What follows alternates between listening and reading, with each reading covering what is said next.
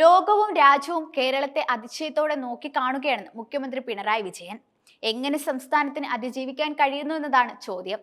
എല്ലാ മേഖലകളിലും കേരളത്തെ നമ്പർ 1 ആക്കാനായി. തകരട്ടെ എന്നാഗ്രഹിച്ച കേന്ദ്രത്തിന് പോലും അവാർഡുകൾ നൽകേണ്ട സ്ഥിതി വന്നു.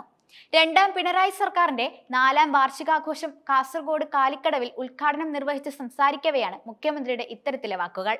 LDF ഭരണം കാലോചിതമായി കേരളത്തെ മാറ്റിയെന്നും കേരളം ശപിച്ചുകൊണ്ടിരുന്ന ഭരണത്തിന് 2016 വിരാമമായെന്നും മുഖ്യമന്ത്രി പറഞ്ഞു.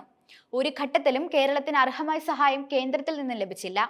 ജനത്തിനും സർക്കാരിനും നിരവധി പ്രതിസന്ധികൾ നേരിടേണ്ടി വന്നു. പ്രകൃതി ദുരന്തങ്ങളും പകർച്ചവ്യാധികളും കൊണ്ട് കേരളം വലഞ്ഞപ്പോൾ സഹായിച്ചില്ലെന്ന് മാത്രമല്ല, സഹായിക്കാൻ ശ്രമിച്ചവരെ തടയുന്ന നിലയുമാണുണ്ടായത്. കേന്ദ്ര സർക്കാരിൻ്റെത് നശീകരണ മനോഭാവമാണെന്നും മുഖ്യമന്ത്രി പറഞ്ഞു. ദേശീയപാത വികസനവും ഗെയിൽ പൈപ്പ് ലൈൻ പദ്ധതിയും സർക്കാർ നടപ്പാക്കി. രണ്ടാം LDF സർക്കാർ വന്നില്ലായിരുന്നെങ്കിൽ എന്താകുമായിരുന്നു ഇതിന്റെ അവസ്ഥയെന്ന് മുഖ്യമന്ത്രി ചോദിച്ചു. ലൈഫ് മിഷനിലൂടെ സംസ്ഥാനത്ത് 4.5 ലക്ഷം വീടുകളാണ് നിർമ്മിച്ചത്. ഏതു രംഗമെടുത്താലും മാറ്റത്തിന്റെ ചിത്രമേ കാണാനാകൂ.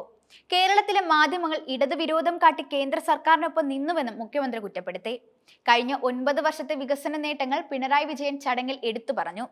നവംബർ 1 അതിദാരിദ്ര്യമില്ലാത്ത ഇന്ത്യയിലെ ആദ്യ സംസ്ഥാനമാക്കി കേരളം മാറുമെന്ന് ചടങ്ങിൽ അധ്യക്ഷത വഹിച്ച മന്ത്രി K രാജനും പറഞ്ഞു.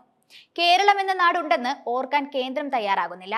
കേന്ദ്ര ബജറ്റിൽ ചൂരൽമല എന്നൊരു വാക്കുണ്ടായിരുന്നില്ല.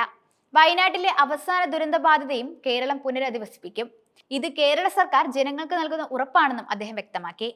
ചടങ്ങിൽ മന്ത്രിമാർ, ജനപ്രതിനിധികൾ, chief secretary Sharada Muraleedharan, IPRD secretary തുടങ്ങിയവരും പങ്കെടുത്തു. ഏപ്രിൽ 21 മുതൽ മെയ് 30 വരെ വിപുലമായ പരിപാടികളോടെയാണ് സംസ്ഥാനത്തുടനീളം വാർഷികാഘോഷ പരിപാടികൾ സംഘടിപ്പിക്കുന്നത്. എല്ലാ ജില്ലകളിലും മുഖ്യമന്ത്രി പങ്കെടുക്കുന്ന ജില്ലാതല, മേഖലതല യോഗങ്ങൾ നടക്കും.